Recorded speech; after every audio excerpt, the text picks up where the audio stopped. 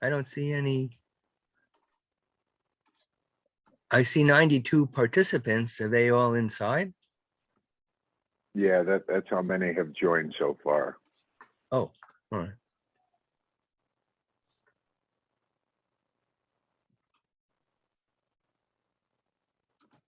For a minute.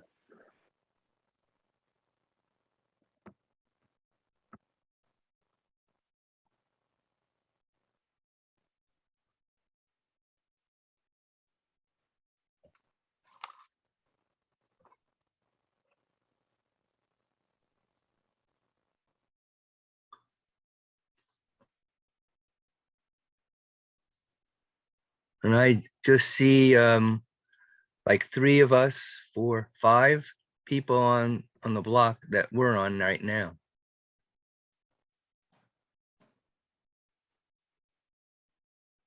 Yeah. Okay. We have 100 and some in here right now. Thanks for joining, everybody. We're just going to wait a couple of minutes to let people jump into the Zoom in case they're running a minute late, and then we'll get started.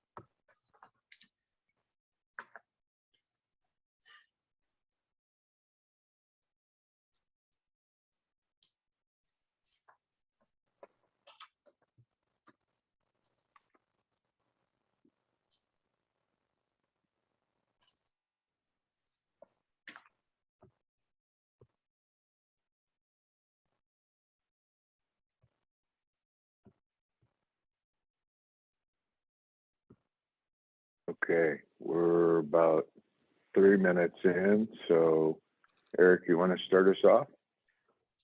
Sure, be happy to. Good morning, everyone. Thank you for participating in the FMC First Friday webinar series. My name is Eric Ham, and I'm a key customer manager here at FMC Professional Solutions for the Central United States. The FMC First Friday webinar series is part of the FMC True Champions Dynamic Rewards program. You know, the pillars of this program are product rewards. You're rewarded for your FMC product purchases, business building solution, member exclusives, where you get access to promotions and things of that sort. Industry commitment is one of the other pillars, and that's perks like this First Friday webinar series with CEUs for selected states. If you've not signed up for FMC True Champions, please do so by going to www.fmctruechampions.com. I also want to thank everyone for their participation in making the 25th anniversary of Talstar Professional a huge success. Our winner this year, our winner on the promotion, the grand prize winner of the F-150 truck was Blake Foster with All American Pest Control in Nashville, Tennessee. And FMC wants to congratulate Blake and all of the winners in the FMC promotion, Talstar promotion. Now, I'd like to introduce Louis Sorkin, our speaker today. Lou's topic, bed bug control for fun and profit. And here's a little information about Lou. Lou grew up in Westchester County, New York, and Eastern Connecticut, where he always had a keen interest in animals, especially arthropods, reptiles, and amphibians. Teachers invited him to bring his animals to teach the younger children in classes. He graduated with a master's in entomology from the University of Connecticut in 1978 and began his arachnological, that's an easy word to say on a Friday, arachnological career in the Department of Entomology now the Division of Invertebrate Zoology at the American Museum of Natural History in New York City. He pursued his interest in spiders and other arachnids, especially certain parasitic species, and for the last 35 years, the common bed bug. In 2020, he retired from the museum after 43 years of service. Lou incorporated his entomology consulting business, Entsult Associates, in the year 2000. He is a board certified entomologist in urban and industrial entomology, specializing in forensic studies. I'd like to welcome Lou today, but first I'm going to hand this off to Ed to clean up some of the other particulars on our First Friday webinar. So Ed, there you go. Thanks, Eric. Great intro. I appreciate it. I'll be very brief. I just want to let you know how we do the processing of your CEUs, because I know that's very important. Number one, if there's anything that you have to do for your state, such as fill out a form or something like that, you will get an email with that request from us asking you what needs to be done. We'll give you the form and we'll say, hey, please sign this and send it back to us. For the majority of the states, we will do it ourselves. Many of the states don't require you to get involved on that. They just need us to follow up. So we will submit your information. After this webinar, you will get a certificate within the next week or so from FMC. That is your kind of like your proof that you were here. Okay, that's your proof of attendance. That is not your CEU or anything, but it is us giving proof that you did attend. Then we will follow up with the CEU process as we normally do. Real quick, I will give you the recap on the states where we're offering CEUs today. It's quite a few, so I'll ramble through them real quick. Arizona, California, Colorado, Delaware, the District of Columbia, Florida, Indiana, Maryland, Michigan, Montana, New Mexico, New York, Oklahoma, Oregon, Pennsylvania, South Carolina, Texas, Utah, West Virginia, and Washington. Lastly, if there are any problems, just email us.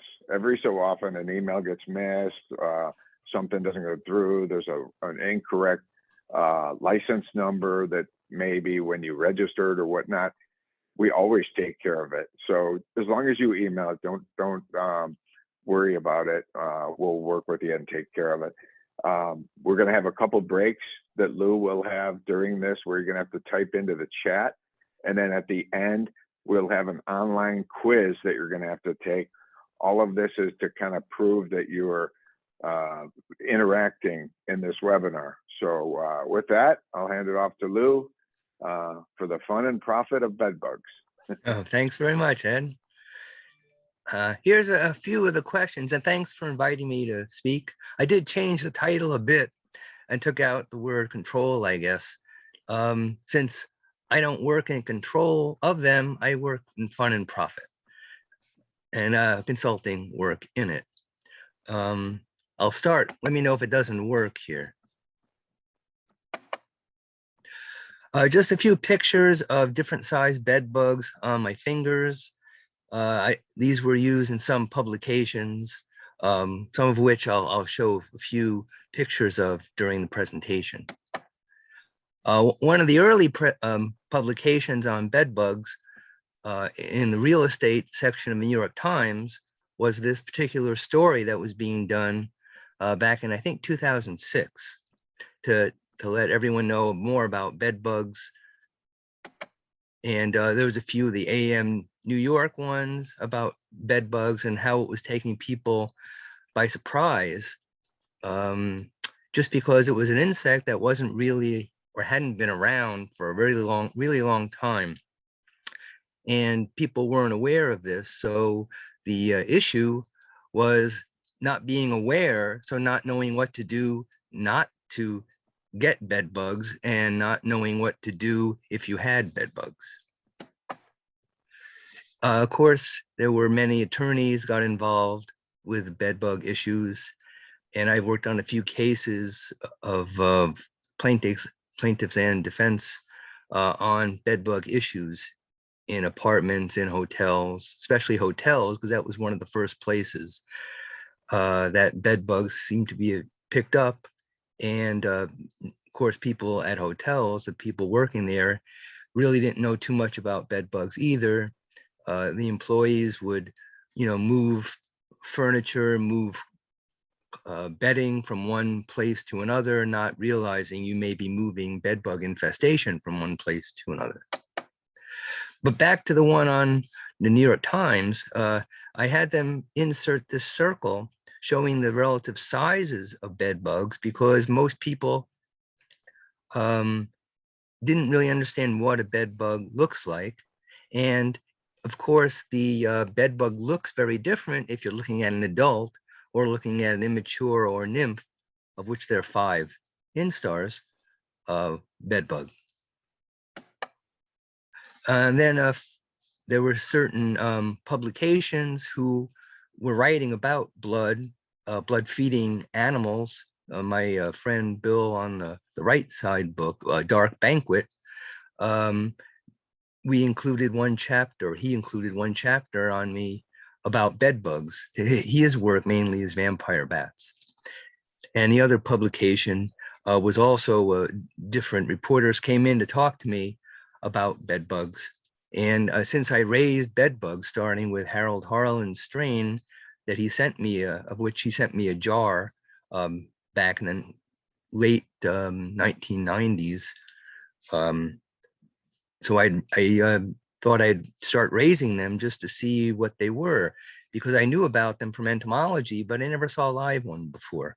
So I fed about 50 to 100 bed bugs on my arm, which I'll have pictures of too.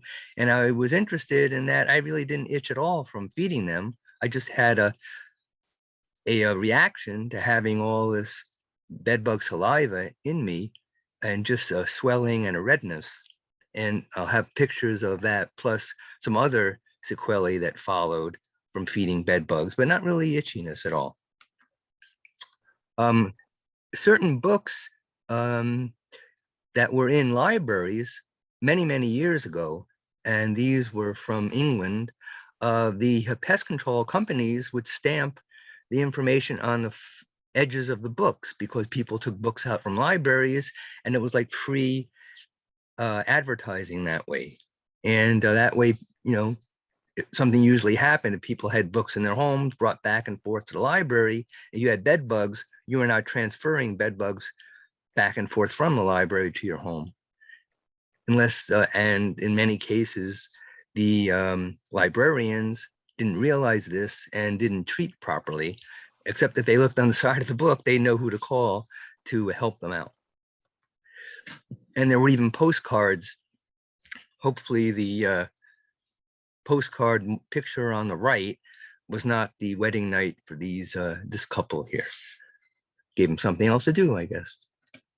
And now at times there's many publications, postcards, pictures, and things about bed bugs. So this was a T-shirt that my daughter sent me, or a friend of mine sent me actually, on using a bed bug. Not a very good picture, but actually I do know at 3 a.m. where all my bed bugs are, and they're in jars and vials, luckily, and not just roaming the house.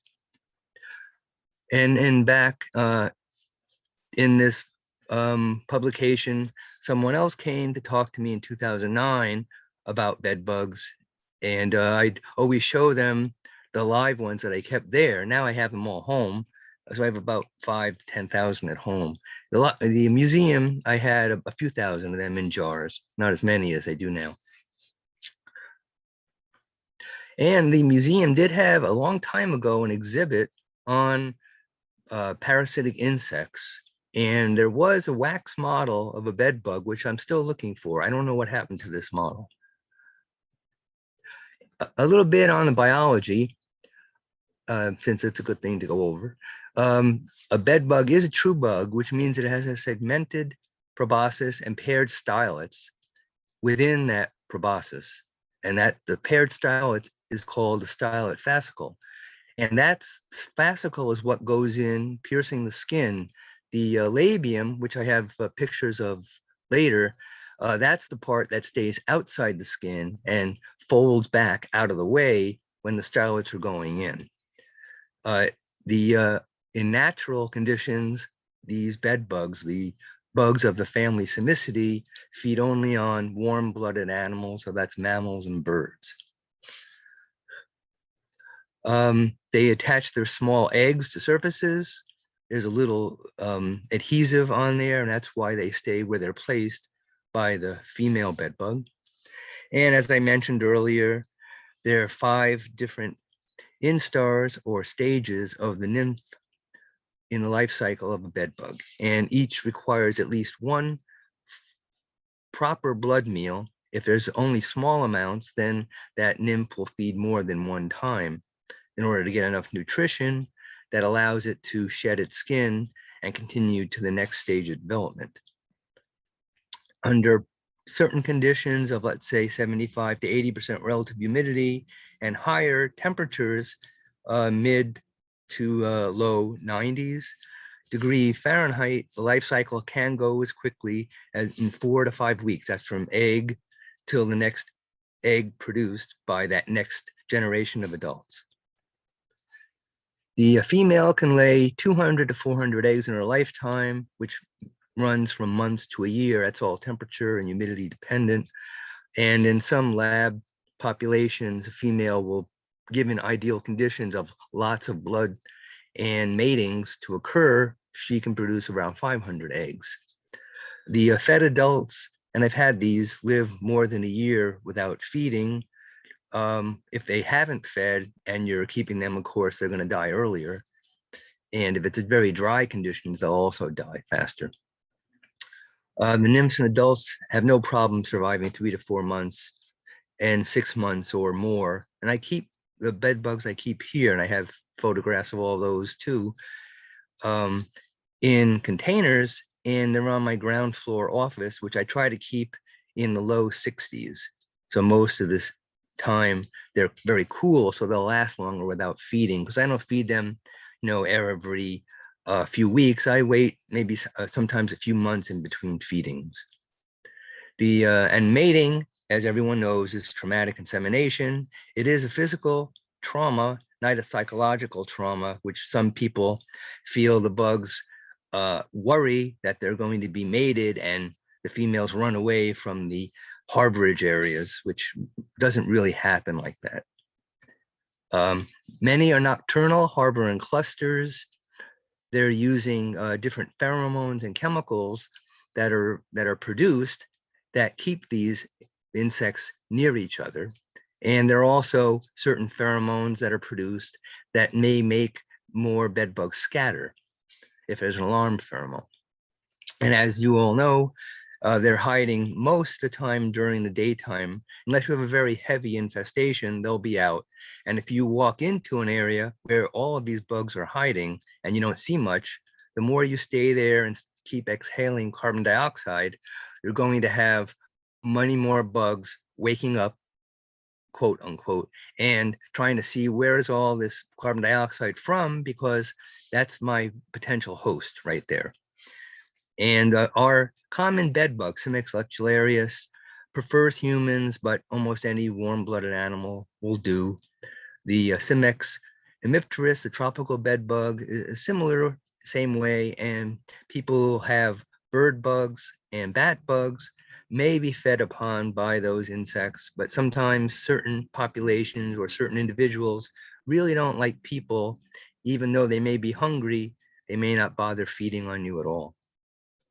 And often the bed bugs, smaller bed bugs, takes less time than an older bed bug to fully engorge on the blood meal and then crawl off and go somewhere else to digest it. And in the digesting process, where they're all staying, they're also mating will occur in there too. And there's interaction between bed bugs of all sizes. They can travel 15 to 20 feet or more to find a host and pick up on the CO2 and follow that. They may feed every few days if hosts are there. And from a medical standpoint, sometimes and actually rarely does a bed bug void its previous or current meal while it's feeding or recently finished until unless very full. So they're not good vectors, let's say, as a triatomine retaviid bugs are for trypanosomiasis, because they're really not making the host itch when they feed, and they're not defecating where they feed, unlike the good vectors for that disease of those triatomine retaviids. And related triatomine retaviids aren't good vectors for those same reasons. And they can remain fully active at 45 degrees if acclimated for at least 24 hours at around 60. But normally, in most cases, they're inactive at those much lower temperatures. And the reasons why bed bugs are increasing, people, like I said earlier, aren't aware of the problem. Public education is lacking, and that was many years ago. There's a lot more education, a lot more internet information, some of it not so good. I've worked with many of the pest management professionals, and some don't understand bed bugs, and they actually do a lot more treatment on other insects or other pests. And there are certain pest control companies that really specialize in bed bugs. You have to really know more about bed bug biology and behavior to know what to do in an infestation issue. Sometimes the homeowner doesn't adequately prepare prior, and in some companies, they really don't want the homeowner to do anything, and they'll do the work, because the more the homeowner does, the more you might start making a bed bug population start scattering. And one of the other reasons it's increasing, many years ago, baits were used for a lot of the insect pests, and bed bugs wouldn't, of course, go after those baits at all. And a lot of issues. I worked with Wood Green Community Services, and they had this little poster up for people living on their properties, because often people thought they were dirty, they themselves, and didn't want to say anything about having bed bugs. But here it's telling you, in order to really get rid of them, we have to work together on it. So the order Hemiptera is the order in which bed bugs are classified. The order Homoptera, which includes some of these groups, is an order that doesn't exist any longer. Everything is Hemiptera now. And I have a few pictures and life cycle area displays of bed bugs, just so you can see what's on the internet and what errors have been made and what people are reading to learn about bed bugs, which might not be correct at all.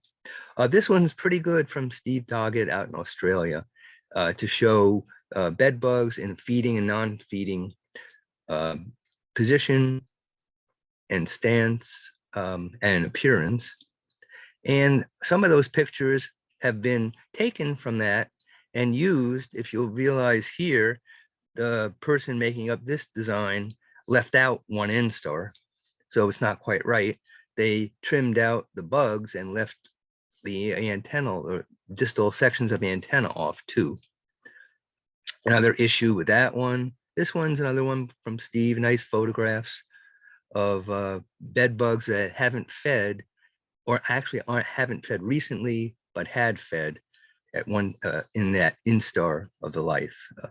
Adult bed bugs aren't don't use the term instar to refer to the adult stage. Another one here showing some that are not recently fed, but ones that you could come across, and explaining that these are nymphs because bed bugs are hemimetabolists. There's no larval stage, but it's an immature stage. Also, this one's pretty good. It shows a comparison of fed and unfed bed bug nymphs and adults, and the eggs. And a comparison with a coin, people will see relative sizes.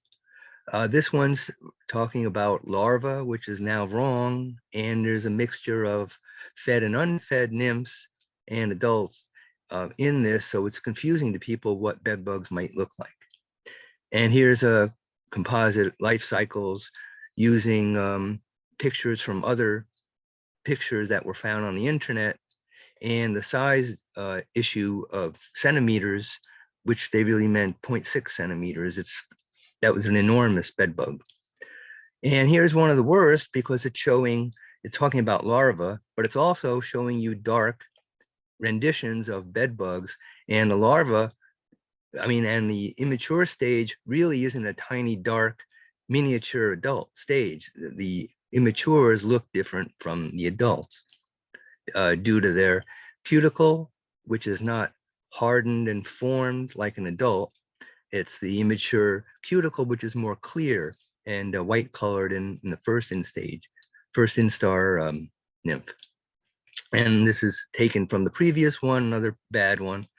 And this interesting photograph showing a feeding bed bug, but I emailed the photographer who I know and said, you didn't take out the human hair from that bed bug. So I know people have been looking at this thinking the hair is actually part of the feeding mechanism.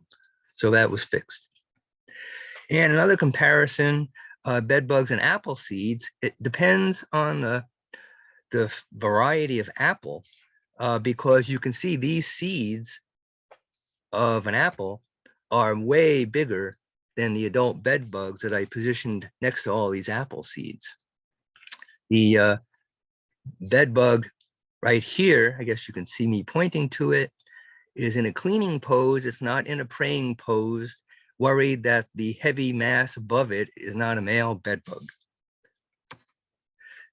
This from Jody Green, Nebraska Extension, is quite good in showing different things, seeds that people might find in their home, comparing it to the relative size of bed bugs. And I have male and female and a nymph to show the relative coloration and size of first versus, except of course the first here is magnified a bit, but it shows the less sclerotization that occurs and more membrane on the abdominal and thoracic segments. And there's even a suture mark, which I think I might have pictures later, on the thorax and head of a nymph bed bug. That's where the shed skin, the skin itself, will open at the suture area to allow that next individual, next instar or adult to come out of. The traumatic insemination, pictures from Richard Naylor over in England, shows a top view. So the male is always on this position for mating a female.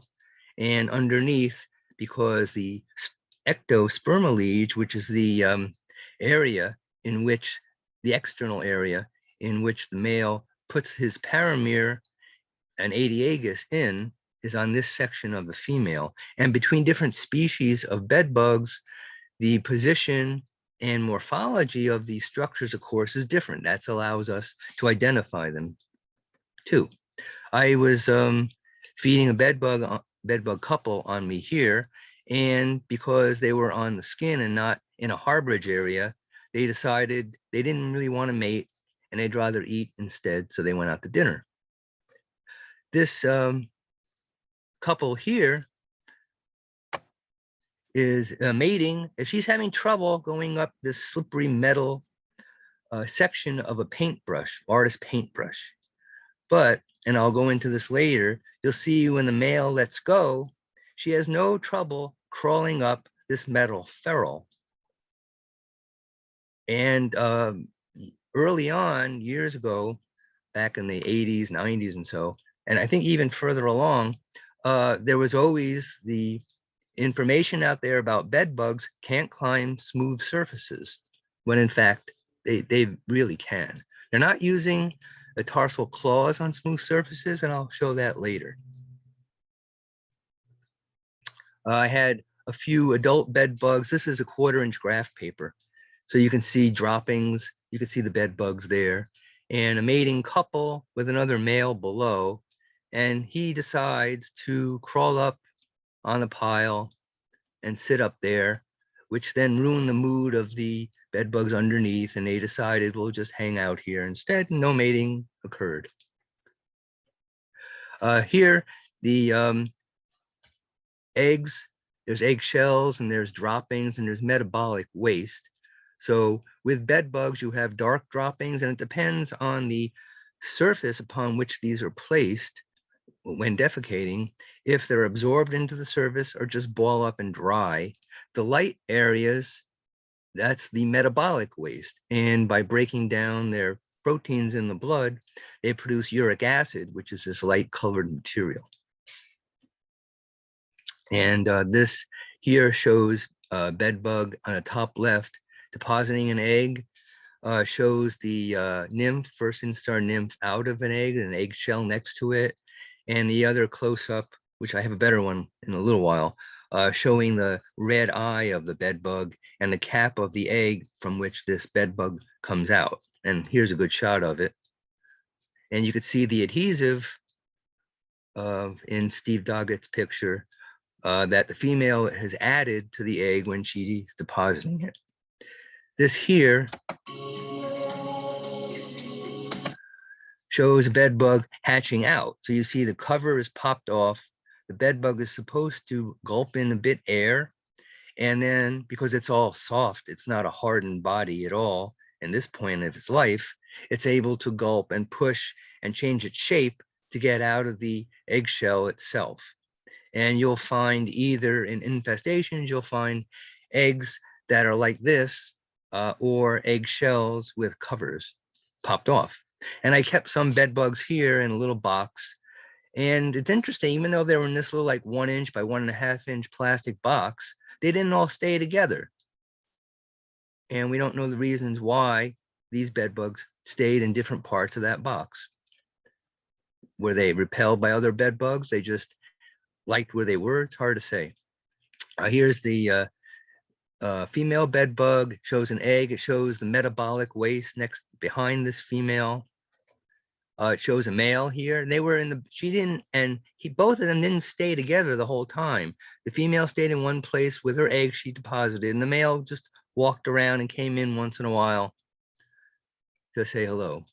The bugs you can see up here, the darker nymph is just about an hour older than those pale white ones that have just hatched from the eggs. And here in the same 1/4 inch square graph paper, you can see the first instar unfed and fed condition. Here's molting bed bugs.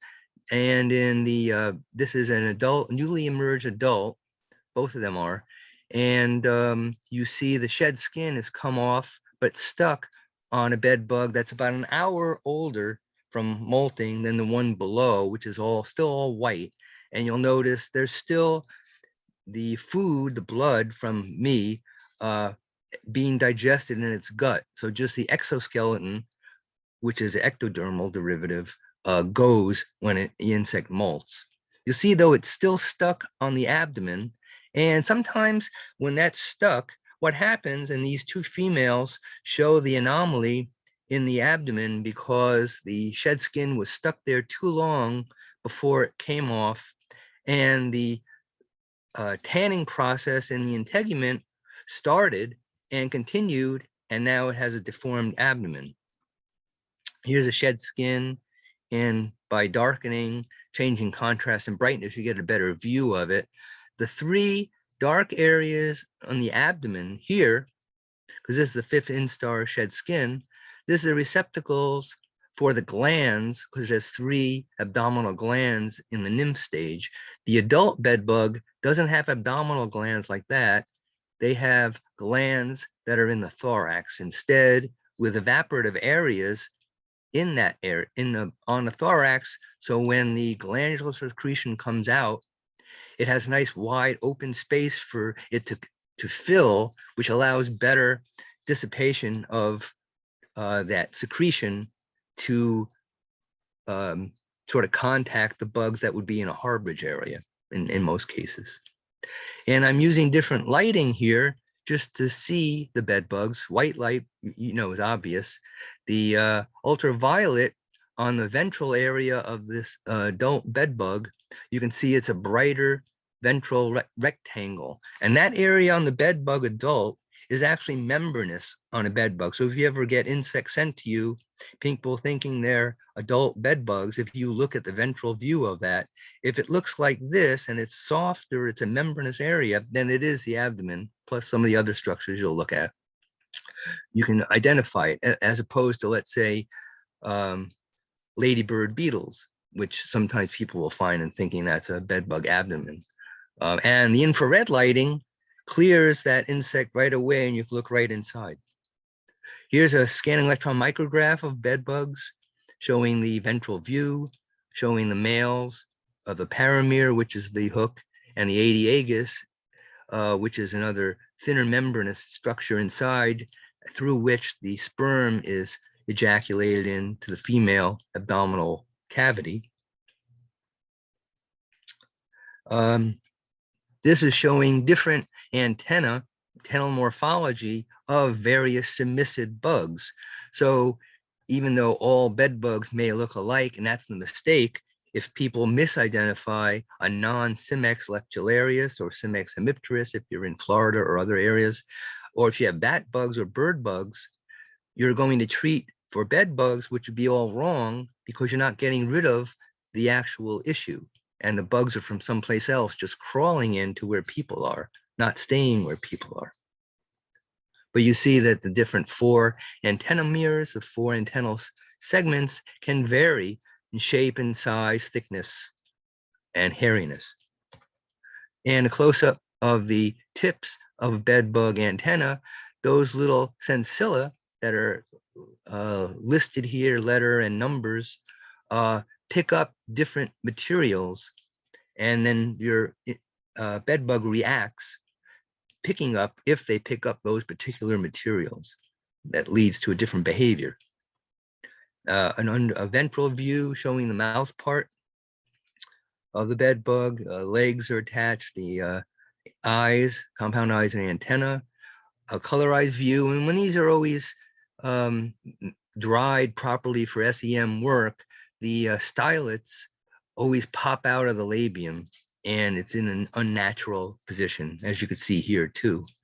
The labium, which is the heavy section, is articulated, and that is folded up out of the way when this bedbug is feeding. Also, the tarsi are different on bedbugs, different bedbug species. The adult has 3 segmented tarsi. The nymph stages are 2 segmented. And you could see different sets of brushes and combs and things on their legs. And here, this is leg 3. You can see the spine here, which is a heavy comb, and the fasciula spongiosa, which is a wrist pad, and that's important for climbing smooth surfaces. So this colorized view of the first leg shows that comb is fine, and the claws here, you can see. And here's a bed bug I'm holding, and it's not dead, I'm not squeezing it, but it's holding onto paper. It's lifting just with its claws. It's not letting go of paper, droppings, other bugs that are in here. So it supports much more than its weight in holding on with those claws. The early presentations about bed bugs showing a cockroach versus bed bug tarsus shows the pads on the cockroach leg, so it's able to hold on to smooth surfaces. The in error though, showing here the claws and no pads on the tarsus of a bed bug adult, they were saying these can't climb smooth surfaces. But remember that fasciula spongiosa I pointed to earlier? Here it is on this particular leg of a bed bug. And this bed bug crawling on plastic, and these hollowed blue arrows are pointing to that fasciula spongiosa holding on. And if we look at this bed bug male here, it's crawling up glass, and it's even able to make a turn around and grab onto plastic up a smooth surface because of the wrist pads. And this bed bug, when bothered as it's crawling, simply stops in its tracks. When it stopped banging that forceps on the metal cover, it continues walking again. And here, this is a deformed female, as you know from previous slides about its rear end.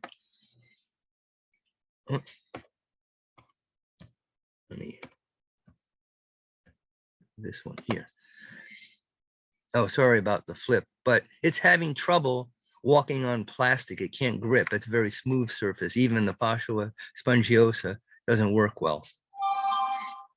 And this bed bug is righting itself. It has to arch its back in order to flip and turn itself over from this smooth surface. So that's how it does it. And in this photograph, you can see a bed bug male in a normal flattened position, but bed bugs have different behaviors. So this one's actually up in the air, surveying and picking up something. It might be whoever is breathing, maybe it's picked up on the CO2. This bed bug here is cleaning its proboscis, and you could see that cleaning system going on here. Hi, Ed. I know I have something to throw up there, and it's coming along here soon. Hey, yeah, Lou, sorry. Yeah, I just wanted to make sure you knew we've got about 20 some minutes left Okay. in the webinar. So, I mean, if you want, we can have them type something in right now and you can skip past that slide so that you can keep going. All right. I'm just showing here, might as well show that they're actually interested in this damp paper towel. And that may, because they do need moisture and they're really actively searching into this paper towel. So what's in, and if you watch this, I'll do it in a second. If you watch this bed bug's really interested in the material. Now, if you were to use a dampness or this kind of structure and have it sprayed with a non-repellent chemical, they're actually very curious and interested in the substrate. And it would stay longer and allow it to have more time to pick up an active ingredient, giving it something to play with.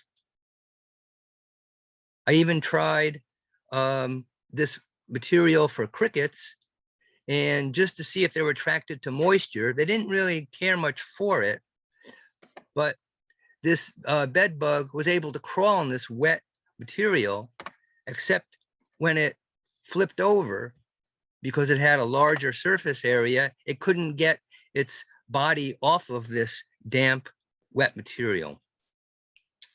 This is just on submissids. Are there questions that you want me to look at? You know, well, first of all, we want to make sure, since we've gone over just a little bit, I want to make sure that everybody goes into the chat room, the little chat box, and type in a code. Well, right now, let's just say the code is bedbug. So I just typed it in. If everyone else will go in and do the exact same thing, thank you. You're doing a great job. And then we do have some questions I'll ask you while they're doing that. Ted asked if a vertical surface such as bed footings is sprayed with Teflon, would such application deter the bed bugs from climbing upwards? Yeah, I never tried that, but I know sometimes a smooth surface is very different from a slippery surface. So it may be smooth and may misinterpret as being slippery at the same time. But I've noticed if you have a surface that looks smooth but might be comprised of very fine surface broken up by air space, then that bug can't get a good grip even with its wrist pad and will slip off. And as you saw, that slippery plastic cap surface, also the bed bug slipped, it couldn't get a good grip on it. So certain things, and maybe Teflon might work like that too.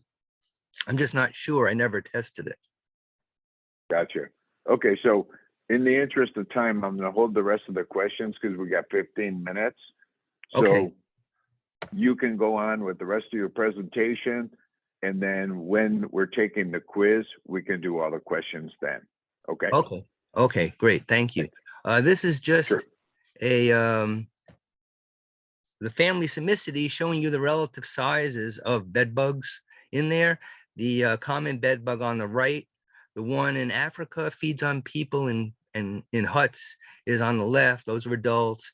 And this Primicimex is enormous, and it feeds on only one bat species, just to show you the variation in size. And when this feeds, if you read this, it actually touches the bat, grabs it.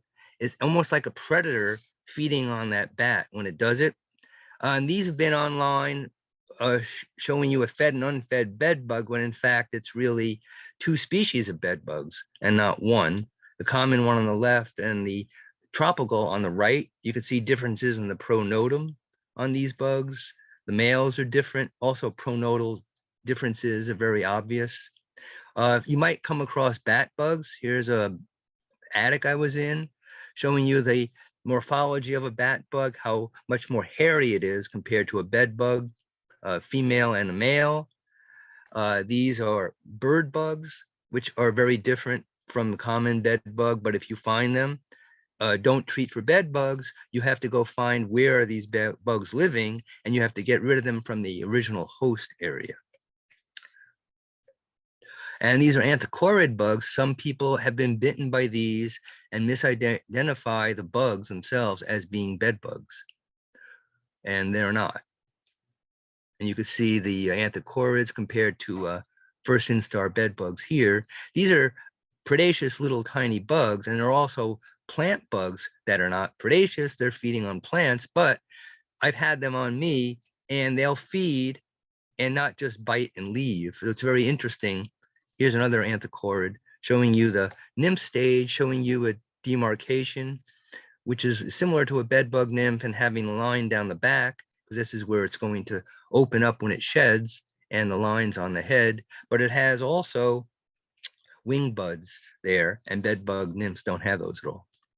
And more pictures of the anthocorids is in UV light, infrared, which is clears it, and the first instar true bed bugs, even the pentatomid bugs, those dark red and with black in them. That's the bug on the right, the bed bug on the left.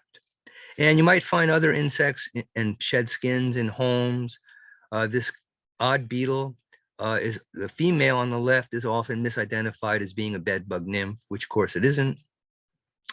The male bed bug knows it's not, so it will mate with the female odd beetle. The spider beetles showing this common Gibium equinoctiale, which is a shiny one. You can see a cut I made and sort of a lateral view, a longitudinal section showing you the structures of that bug. There's no wings inside, just a hardened outer wing covers are fused. And carpet beetles, black carpet beetles. This is a picture of bed bugs compared to the some of the common ladybird beetles that might be found. This was a reason, like I explained earlier about bed bugs, the early times in hotels where the workers didn't understand and would mix fresh and older sheets and things together, transferring bugs. Sometimes in hotels, you'll have bugs living on under the straps of the suitcase covers.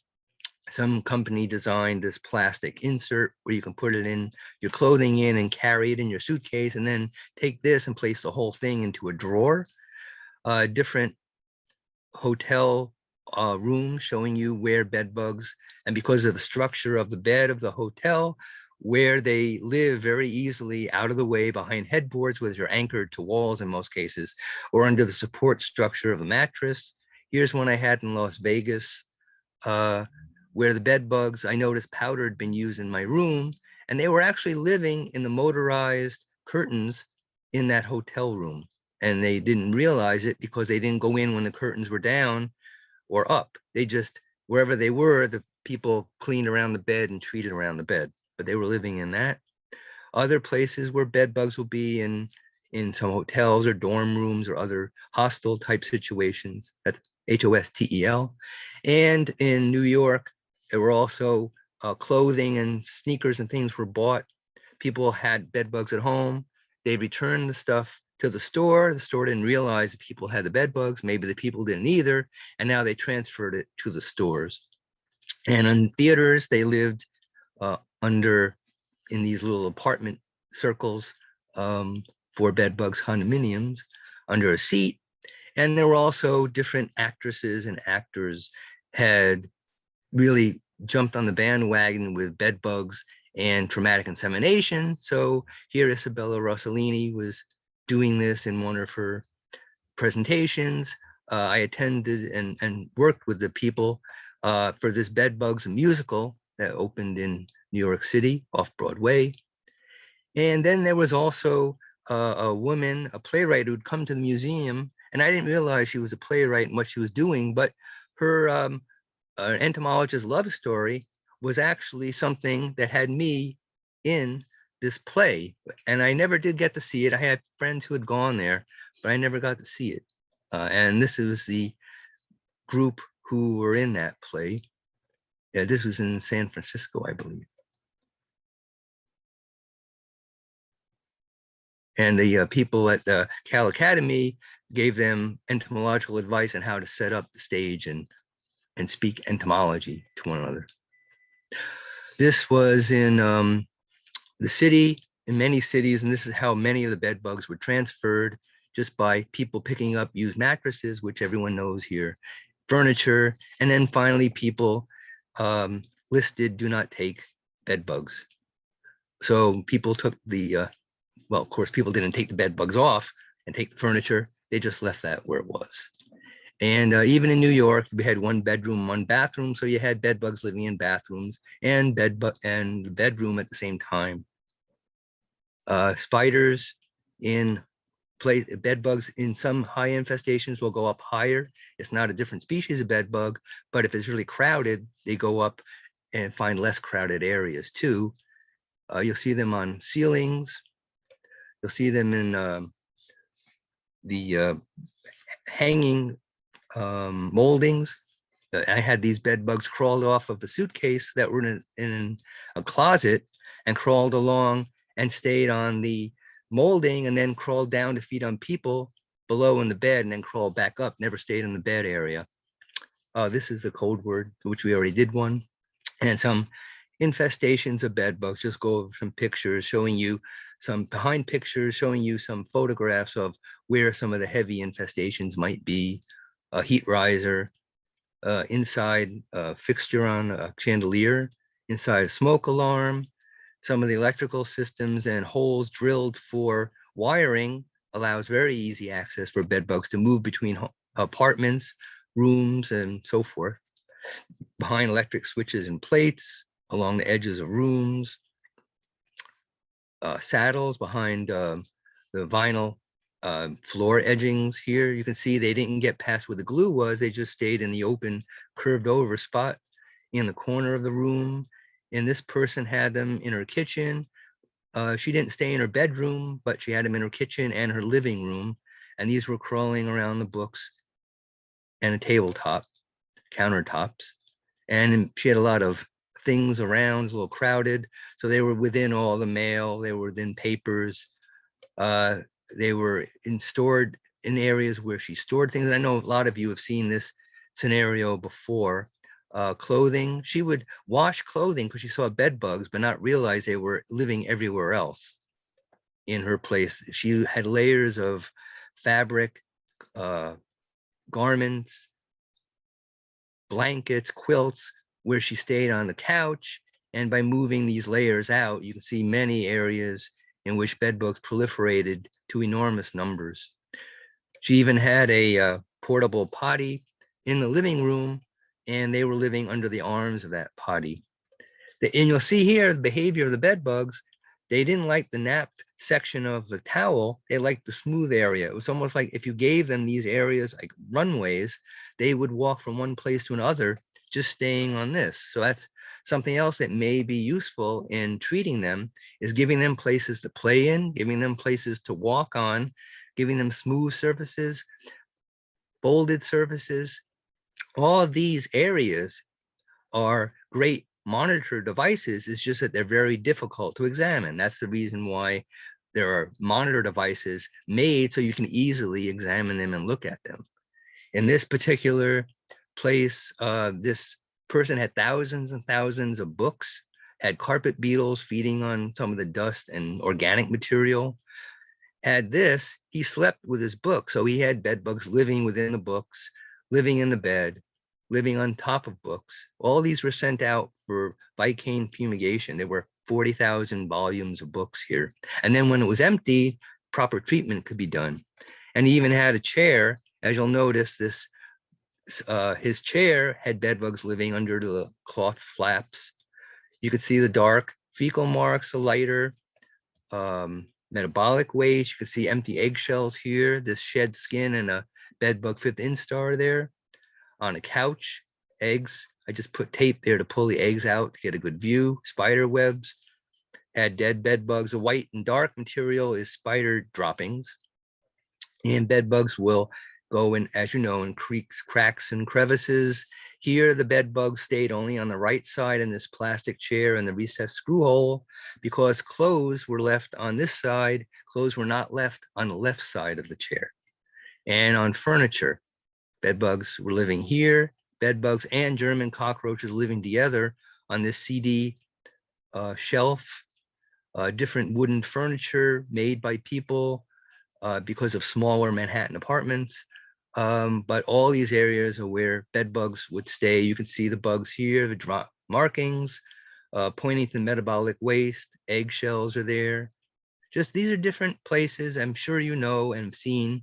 Infestations, rolled cloth. So if a sheet is too big or your mattress encasement is too big and it has rolls in it and sleeves and crevices, that's a monitor area to look for bed bugs. But you really don't want it to be that way on a bed. You want it to be smooth so you don't have them staying on the bed like that. Even on bed frames, here a friend of mine in Italy sent me, because this is a metal frame, people said bed bugs don't like metal frames. Well, these bed bugs don't read, they like metal frames too. And this is an infestation of a headboard and furniture, because the women who lived here went out and collected lots of wood to refinish, and we brought lots of bed bugs home. And you could see areas where these bed bugs stayed, the waste, the metabolic waste, eggshells, bed bugs in cracks and crevices, on the headboard, all around. Some fed because they fed on the women who were sleeping there. And then some females, had little areas where they were by themselves, and later their young would stay there too. And that would be another center of infestation in the near future. These are other areas where bed bugs under the would be staying under the springs, box spring area, under a flap. You lift the flap, bed bugs did really well under there. You wouldn't know it just to look at it. And in this frame and on the pillowcase and in folded fabrics, there's a lot of places where these bed bugs will stay. And these like just the area in between the top and bottom of the edge of this mattress here and a few other places. And this place, the bed bugs were found in the apartment straight ahead, and they were in her kitchen. The big problem were bed bugs in the next door apartment. And you could see here, all this material, bed bugs, when I walked in, by me exhaling, they became very active. They were everywhere. This person would collect mattresses because he liked more mattresses and bring them inside. All this dark material in his bathroom was bed bug residue. It had nothing to do with roaches living.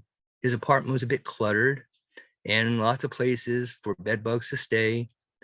On the clothing, when I walked by, they started coming out, and they were on different areas of his mattress. You can see the paint chip on the wall. You can see the pictures here of different stages of bed bugs living all over the mattress and box spring. Another one with a slipper, and they stayed in the crevice area from the heel to the sole, because that was the positioning that was open underneath. Even the person was left-handed, he didn't use the right side. So the left side had no bed bugs in this pull-up, but the right side did. And here's a picture someone sent me from England, where bed bugs lived on a person. This indigent person had an overgrowth of toenail. So they were living on the toenail. And let me quickly run through some shots here of where they're raised at home. And you can see the bed bugs in the vials being raised that way. here in jars, some fed, some unfed. I just take the jars and turn them over on my arm. So it was a few thousand feet at that point. And the activity of bed bugs when the covers are off, shed skins, feeding. This is a cover I took off. And here, the bed bug stayed for a few minutes, even though I wasn't there on the other side anymore. But the heat from my arm kept that area warm for a little bit of time, and they were still trying to feed on me, but I wasn't there anymore. And this just came out this week. Sorry to double print, but these bed bugs, what they found out is the certain chemicals produced by people attract bed bug, which we know, but the triglycerides are a non-arrestant. So the bed bugs will not stay, and they do leave. That's why they leave people and go to areas where their harborage is, rather than staying on people to rest and digest over time. So just a few pictures of raising a feeding mechanism in bed bugs. One defecating at Rich Naylor got a shot on a person. I used a phenolphthalein hydrogen peroxide presumptive blood test, and yes, that the feces on my arm did turn pink, and we knew it would, but it shows that it works. And bed bugs feeding by holding on to structure, not on the surface of the skin itself. So what happens here is bed bugs will feed, and that's why you'll have, in fact, these, I took their legs off of me, so they were stuck with their stylets in my skin, hanging, but still holding on to one another and feeding. And you could see the bed bugs here have fed males and females, pointing to the structures. The problem with the, unfortunately, the National Pest Management Association poster is that the adult male is actually an adult female that just fed, not a male. And this bed bug is moving through my hair on my arm. So even though my skin is all available to it, it doesn't want to feed, except it finally finds a place, and it pushes bulldogging right through all of this. Doesn't crawl on top. It's going right through between all the hairs on my arm. And then it finally comes to one place and starts feeding. So it's something, it attracted it, showing some other pictures of bed bugs versus instars, what they look like when they fed. And these bed bugs have fed, but you'll notice that the blood that they've taken is now came out of their digestive system, and it's in their body itself. And I don't know why it leaks in certain bed bugs, but over time they're digesting the extra storage capacity that they have now of blood to feed on. Hey, Louis, I gotta interrupt you. I apologize. Oh, it's okay. We're at our the time, end. and I want to make sure you have time for the Q&A. So Okay. for Sure. everybody that is here, we have the quiz that you need to take. If you would, please just click on it right now. I just posted This it is the, twice in the chat. here's the code word here for, that was the second one. Well, Unless you have a different yeah, one. that was like, no, we don't need a code word because we're at the end of the webinar. Okay. What we need is people to take the quiz on SurveyMonkey. There's a link there, and so right now, Eric, if you can come on, you can go over the Q&A. Sure, and Ed. then after people go ahead and take the quiz while you're doing this, then you know that officially you've been here for the webinar. And if you need to drop off during the Q&A, that's fine. Just please make sure you take the quiz while we're doing the Q&A. Okay, over to you, Eric. Thanks, Ed. Lou, we've got a couple of good questions here. Okay. First one we're going to go for is, do bat bugs ever establish an infestation in homes, feeding on humans and reproducing, if they find their way into a home after the bats have been excluded? No, I've not heard of any populations being able to sustain on humans alone. They would leave a bat roost, feed on people, and then climb back and try to get back up to the roost. And I've never really seen them harbor in those same places, like around the bed area where people have been. And they're not supposed to be able physiologically to sustain the population of bat bugs on human blood either. Okay, But good they'll deal. still bite. They still bite until maybe they die. So Sure. there's still going to be an issue which they have to be exterminated. Good deal. Okay, next question. This is one that popped up. Okay. What features can help differentiate males and females besides size? Oh, it's the structures of the let's see.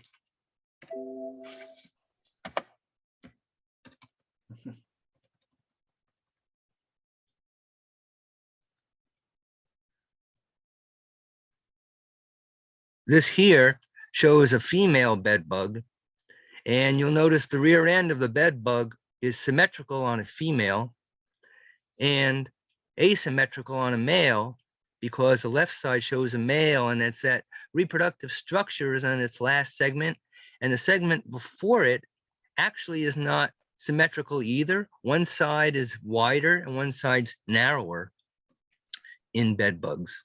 Okay. Right. I don't know. I had somewhere else, I think male and female, but I'm not sure where it is in this whole. Right. Yeah, I understand that one. Can a female reproduce without mating with a male? No, I don't know of any cases of parthenogenesis in bed bugs.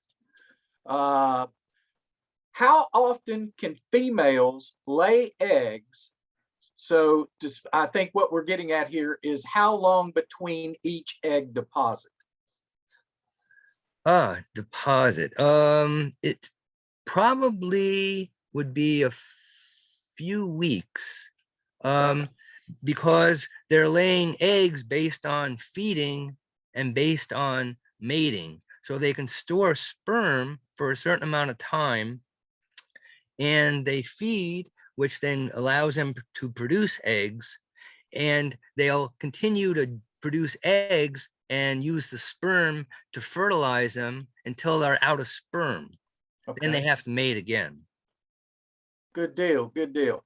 Now we're going to kind of roll into some questions that people had on treatments. Okay. Okay. What's your best recommendation for treatment when someone has a lot of clutter but can't clean up? Well, one of the treatment methods of using apprehend, which is the fungal-based treatment, has worked for many cases. You can have outside companies do cleaning, because that's what some of them will just do, and then you can do treatment if people really can't do it on their own. Right, right. All right, what's some of your thoughts on heat treatment versus chemical treatment? If the heat treatment is done well, and I know some of the do-it-yourself people will do heat treatments. I've seen posts, and I've seen lots and lots of failures with that. The heat treatments, I've known certain heat treatments, if only with heat, sometimes will let's say fail in apartments, because you really can't envelop one apartment itself to do heat very well compared if you were to do a smaller home, let's say, and do heat treatment. Right. And in those cases, people will use a desiccant dust like Cemexa dust and put it into wall sockets, electric sockets, and other open areas through which bed bugs can crawl from one room to another room. And that way, when the heat is done, and if certain bugs are in an area where it doesn't get really hot enough and they start crawling around, they may get in to another place. If they cross a barrier of a desiccant dust, they'll pick that up, and that will then kill them. Okay. I think what they were trying to get out there was, they're trying to, I think they're trying to elicit, is heat treatment a better way to go, or is it chemical treatment, or is it a combination? The combinations can work. It's some of the chemical treatments, let's say in a regular infestation, work. And heat treatment is good, I think, if it's a very either a regular, smaller infestation, and you can really heat the rooms up at the right at the temperature, high temperature, at the right amount of time, Right. and that should get rid of it. The issue is if you're heating places but not doing a proper job, so you're not heating to the right temperatures all of infestation areas, or if you have to move things around and readjust fans to make sure and have temperature receptors out so you know what's going on, so you get to the right temperature fast enough. Because when it gets up toward 100, the bed bugs and a little higher, they're getting very active because it's getting too hot, and they start crawling around and scattering. If it's hot enough, they're not scattering that far because they're going to die. But if they're on the outskirts of the heat treatment area, they're staying away from the heat and they're going further away from the heat. And then later, they can crawl back in after a month or so many months, maybe 2 months or something after the heat treatment, and get back in. So if you have the chemical used at the same time, which may also be in an adjoining rooms, then you're going to be getting rid of them as they start crawling about too. Wow, good one on that one. We've got a couple more that popped in here. How long can hepatitis B be detected in bed bugs? Ooh, I'm not sure. I don't know if I had a slide. I think I had on that. Um, so it might be, I don't know. I'm really not sure. It could go for digesting the blood, maybe days, maybe weeks later. I'm not sure then if the titer is high enough, if it were transferred, but I'm not up on my hepatitis I titer. understand. Sorry. I understand. We'll see if we can't dig something up on that one. Okay. Got another one here. What about using steam? Now, this one says the ones used by professional dry cleaners, where the steam is directed to where the bed bugs are. And I do know that out in the field, we have some people using steam and steaming machines to Right. treat around mattresses and things like that. What's your thoughts on that? Yeah, the steaming, I know I've worked with Pulte, and their steamer gets up toward 300 degrees, and it's also a very dry steam, not Right. moist at all, which is good. Um, and the speed at which you move the steam from one place along to the other is important, because if you're going to move it like you're spraying, it's not long enough at a site to kill them. So you have to be close enough. And I know with the Pulte, since it's very hot, you don't have to be as close as other steamers in order to get the temperature and hit them directly with it.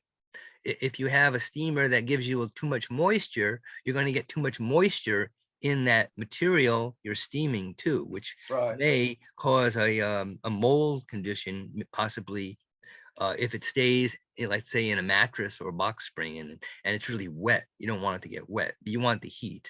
But a slow movement of maybe moving a foot a second, or even less actually than a foot, is like a few inches in a second, would be enough to kill them. And people have done that. It's been very well used in killing bed bugs off using a steamer. Can you also, and from what I've heard in the past, is you also have an effect on the eggs that may be there. Is Oh that yeah, the heat correct? will kill them too. Sure, Right. sure. Okay. All right. Hey, Eric, Yes. we're gonna have to sign off here. Why Okay. don't you give one last question? And what we can do is, if we can, we'll try to answer any questions, either via email with our follow-up or social media or any of that kind of way. I tell you So if what, you want to, Ed, I tell you what, Ed, there some of these questions we're going to need to follow up with, and because they're pretty in depth, and Okay. I don't want to get into that without, with a time constraint that it is. So at this point, yeah, I'd just like to thank Lou for his his help and his participation in the First Friday webinars, and I thank think everybody for attending. we almost called this First Friday and Saturday webinar. We went a little long on it. It's a hot topic. So there you go. Yeah. So Ed, I'll let you wrap it up. Yeah, well, again, thank you, Lou. Next time Sure. we'll have to book you for a double session. Yeah, And, right. Okay. and we appreciate everybody who's been on here. If there's any issues with your quiz or anything, like we said, when you get one of the FMC follow-up emails, just respond. We'll take care of you. But I mean, I can see the majority of people have already taken the quiz, and I know we ran long, but it's an important topic. So that's why we did. So also the website where you registered, that's our website for registering every month. So if you want to go back there, you'll get a link from us, but probably the second week of January, we'll be doing our next webinar. And then after that, it'll go back to the literal first Friday of each month. So thanks again to everyone and to Lou, and All right. Thank you. everybody have a good rest of your day. Yes. Bye. Thanks a lot.